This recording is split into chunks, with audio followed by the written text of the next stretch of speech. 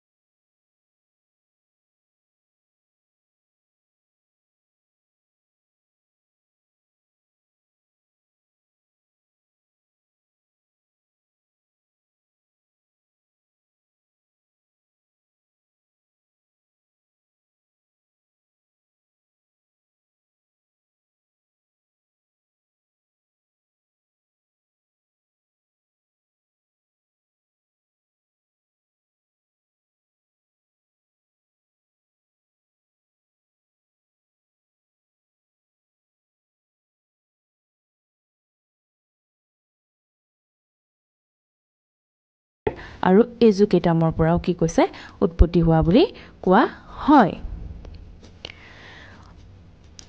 এজুকেৰ এই ব্যক্তিৰ অন্তৰ্নিহিত শক্তি প্ৰতিভা আৰু সম্ভাৱনাৰ পূৰ্ণ বিকাশৰ কথা বুজায়। এজুকেয়াৰ আৰু এজুকেটামে ব্যক্তিৰ বিকাশৰ বাবে শিক্ষাদান কাৰ্য অৰ্থাৎ বহি শিক্ষাৰ প্ৰভাৱৰ কথা সূচায়।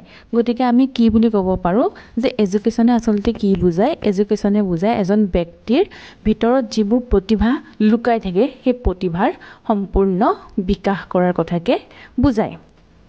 গতিকে তোমালোকে লিখিব পাৰিবা। আমি নেক্সট প্ৰশ্নলৈ যাওঁ। নেক্সট 2 নম্বৰ প্ৰশ্নটো আছে শিক্ষা কি? সংজ্ঞা সহকাৰে ইয়াৰ অৰ্থ ব্যাখ্যা কৰিব দিছে। গতিকে আমি উত্তৰত লিখিব পাৰো যে শিক্ষা হৈছে এক জীৱনব্যাপী চলা প্ৰক্ৰিয়া। শিক্ষা কি? শিক্ষা জীৱনব্যাপী চলি থাকে। আমি এতিয়া শিক্ষা লৈ আছো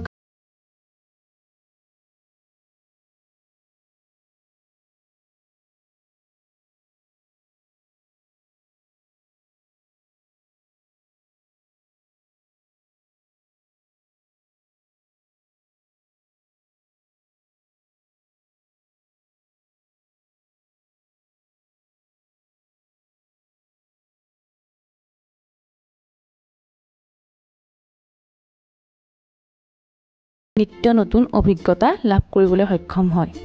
ব্যক্তিয়ে কি কৰে সদায় কি হয় নতুন নতুন অভিজ্ঞতা নতুন নতুন কথা শিকিবলৈ কি হয় ব্যক্তি সক্ষম হয়। ঘৰ বিদ্যালয় খেলপথাৰ আদি সকলো ক্ষেত্ৰতে শিক্ষাৰ্থীয়ে আহৰণ কৰা অভিজ্ঞতাসমূহক শিক্ষাত সাঙুৰি লোৱা হয়। তো শিক্ষাত কি হক সাঙুৰি লোৱা হয় শিক্ষাৰ্থীসকলে ঘৰত বা বিদ্যালয়ত বা খেলপথাৰত বা কোনো ঠাইত যেতিয়া তেওঁলোকে কিছুমান অভিজ্ঞতা আহৰণ কৰে সেই অভিজ্ঞতাসমূহক সাঙুৰি লয় কিহত শিক্ষাত। এই প্ৰক্ৰিয়াৰ সহায়তে শিক্ষাৰ্থীয়ে নিজৰ আচৰণৰ আৰু চৰিত্ৰৰ সংশোধন কৰিব পাৰে। তাৰ জৰিয়তে কি কৰে যেতিয়া অভিজ্ঞতা লাভ কৰিব তেতিয়া শিক্ষাৰ্থীয়ে কি কৰিব পাৰিব নিজৰ যি আচৰণ আছে সেই আচৰণ আৰু যি চৰিত্ৰ আছে সিহঁতৰ সেই চৰিত্ৰৰ মাজত কি কৰিব পাৰিব সংশোধন কৰিব পাৰিব।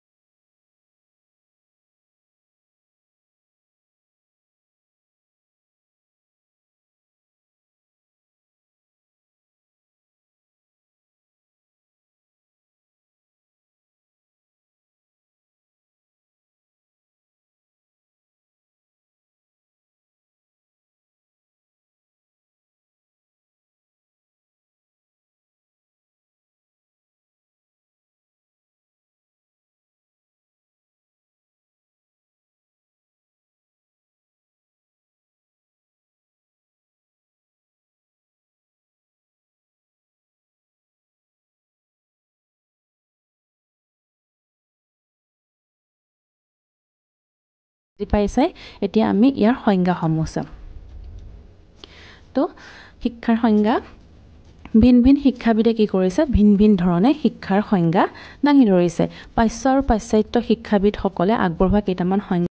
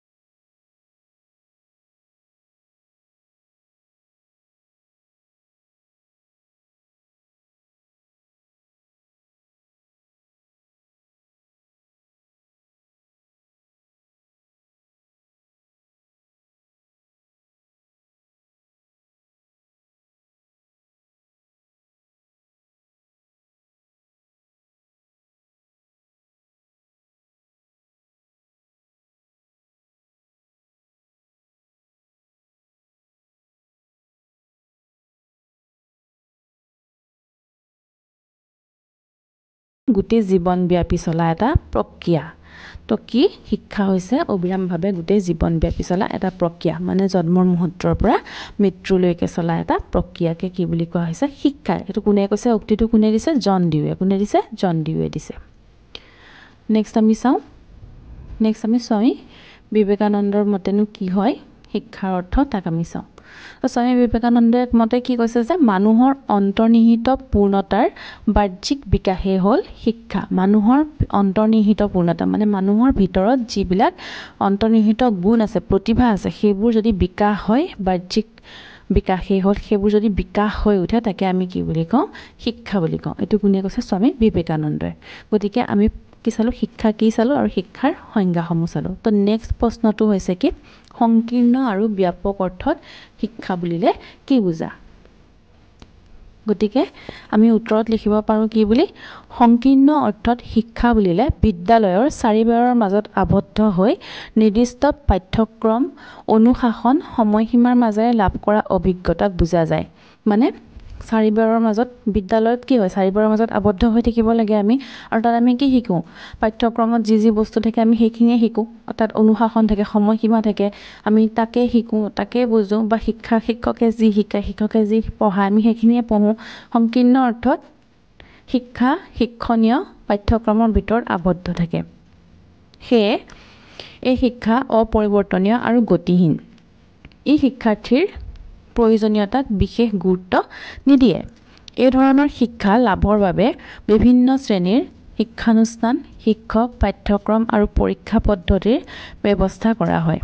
ছাত্ৰ ছাত্ৰীয়ে শিক্ষানুষ্ঠানত নামভৰ্তি কৰোৱাৰ লগে লগেই এই শিক্ষা আৰম্ভ হয় আৰু শিক্ষা সাং কৰি ওলাই নহালৈকে চলি থাকে। এই শিক্ষাৰ জৰিয়তে শিক্ষাৰ্থীয়ে ডিগ্ৰী, ডিপ্ল'মা, চাৰ্টিফিকেট আদি লাভ কৰিব পাৰে। যদি আমি সহজ অৰ্থত চাওঁ যে তোমালোকে যোনটো শিক্ষা লৈ আছা সেই শিক্ষাটোৱে সংকীৰ্ণ অৰ্থত কি, সেইটোৱে হৈছে সংকীৰ্ণ অৰ্থত কি শিক্ষা। মানে কি, যে তোমালোকে যেতিয়া পঢ়ি আছা, চাৰিবেৰৰ মাজতে পঢ়ি আছা, তো তোমালোকে শিক্ষকে যি পঢ়াইছে সেয়াকে পঢ়ি আছা, তোমালোকে চাৰিবেৰৰ মাজত কি কৰিছা, আবদ্ধ হৈ পেলাই পঢ়ি আছা। আৰু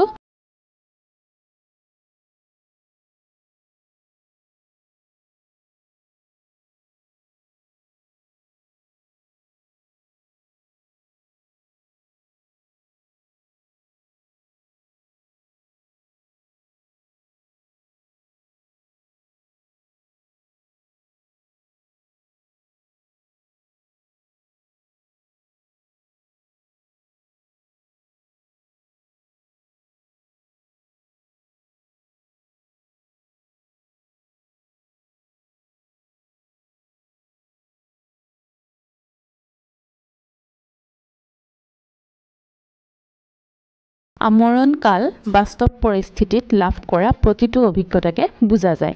মানে আমি নমৰালৈকে আমি জীৱনত যিবোৰ অভিজ্ঞতা লাভ কৰোঁ প্ৰতিটোকে আমি কি বুলি ক'ম, শিক্ষাৰ ভিতৰত আমি সামৰি ল'ম, প্ৰতিটোকে আমি শিক্ষা বুলি ক'ম। শিক্ষাৰ উদ্দেশ্য বহল অৰ্থত হৈছে যে কি, আমাৰ সম্পূৰ্ণ বিকাশ, সামগ্ৰিক বিকাশ মানে হৈছে সম্পূৰ্ণ বিকাশ।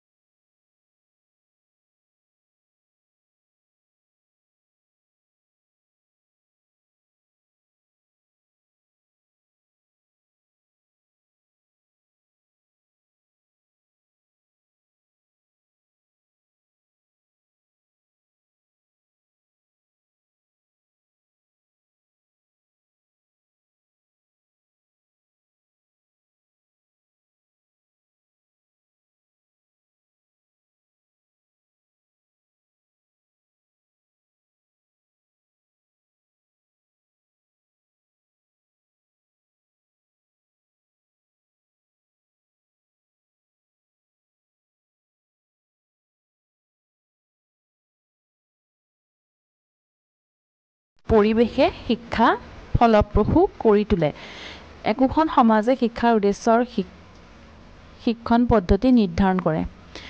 শিক্ষাই শিক্ষাৰ্থীক সমাজমুখী কৰি গঢ়ি তুলিব লাগে শিক্ষাৰ ত্ৰিপাক্ষিক প্ৰক্ৰিয়াত ছাত্ৰ হ'ল ক্ৰিয়াৰ ভূমিকা গ্ৰহণকাৰী শিক্ষক হ'ল ক্ৰিয়াৰ পৰিচালনাকাৰী আৰু সামাজিক পৰিৱেশ হ'ল তাৰ গতি নিৰ্ধাৰণকাৰী মানে ত্ৰিপাক্ষিক প্ৰক্ৰিয়া কাকা কৈছে শিক্ষক থাকিব শিক্ষাৰ্থী থাকিব আৰু পৰিৱেশ থাকিব বা কাৰিকুলামখন থাকিব পৰিৱেশ বা কাৰিকুলাম পৰিৱেশৰ ওপৰতো গুৰুত্ব দিয়া হৈছে যে এটা যদি পঢ়াৰ ভাল পৰিৱেশেই নহয় তেতিয়াহ'লে শিক্ষাৰ্থীয়ে কেনেকৈ তাত পঢ়িব পাৰিব বা শিক্ষকে কেনেকৈ তাত পঢ়াব পাৰিব তেনেকৈ কোৱা হৈছে নেক্সট প্ৰশ্নলৈ আগবঢ়াওঁ এইটো চাগে বুজি পাইছা তোমালোকে নেক্সটটো আমি চাওঁ 5 নম্বৰত কৈছে যে শিক্ষাৰ পৰিসৰ মানে কি শিক্ষা বিষয়টোত নিৰ্দিষ্ট পৰিসৰৰ মাজত আবদ্ধ কৰিব নোৱাৰি কিহৰ কাৰণে কাৰণ শিক্ষা জন্মৰ পৰা মৃত্যুলৈকে চলি থাকে পৰিসৰ মানে আমি সাধাৰণতে পৰিসীমা বুলিয়ে বুজো শিক্ষাই ব্যক্তিৰ সামূহিক বিকাশ যেনে শাৰীৰিক মানসিক নৈতিক সামাজিক আৰু আধ্যাত্মিক বিকাশৰ কথা সূচায় শিক্ষা যিহেতু এক জীৱনজোৰা প্ৰক্ৰিয়া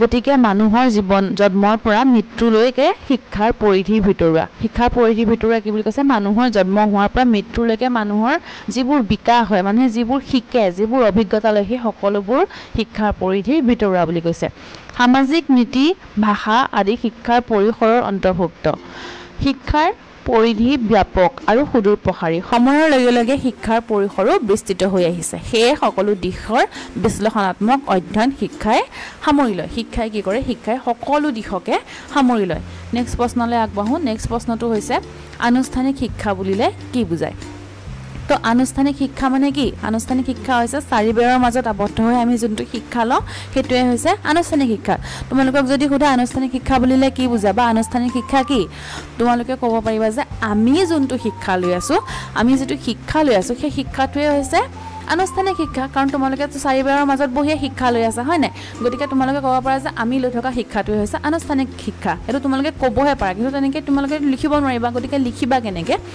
বিদ্যালয় মহাবিদ্যালয় আদিত পৰিকল্পিতভাৱে নিৰ্দিষ্ট লক্ষ্য আগত ৰাখি নিৰ্দিষ্ট সময়সীমা নিয়ম প্ৰণালী অনুশাসন পাঠ্যক্ৰম পৰীক্ষা ব্যৱস্থা আদিৰ জৰিয়তে শিক্ষাৰ্থীক যি শিক্ষা প্ৰদান কৰা হয় তাকে আনুষ্ঠানিক শিক্ষা বোলা হয় এই শিক্ষাৰ দ্বাৰা শিক্ষাৰ্থীয়ে ডিগ্ৰী ডিপ্ল'মা চাৰ্টিফিকেট আদি লাভ কৰে কি কৰে যে পৰিকল্পিতভাৱে কিছুমান লক্ষ্য আগত ৰাখি পেলাই কি কৰে আনুষ্ঠানিক শিক্ষা প্ৰদান কৰে আৰু তাৰ উপৰি কি হয় যে যেতিয়া আনুষ্ঠানিক শিক্ষা শেষ হয় তেতিয়া কি হয় যে শিক্ষাৰ্থীয়ে ডিগ্ৰী ডিপ্ল'মা চাৰ্টিফিকেট আদি লাভ কৰে নেক্সট কুৱেশ্যন এইটো আজি আমাৰ লাষ্ট কুৱেশ্যন কৈছে অনানুষ্ঠানিক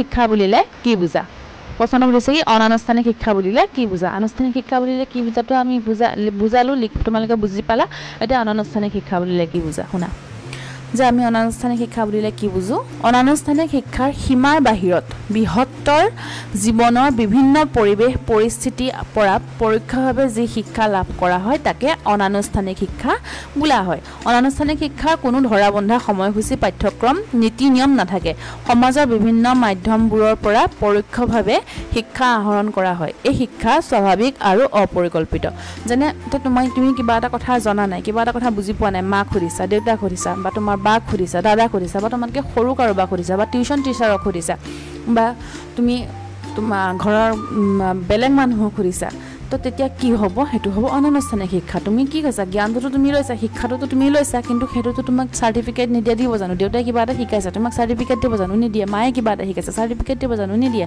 গতিকে সেইবোৰ হৈছে কি অনানুষ্ঠানিক শিক্ষা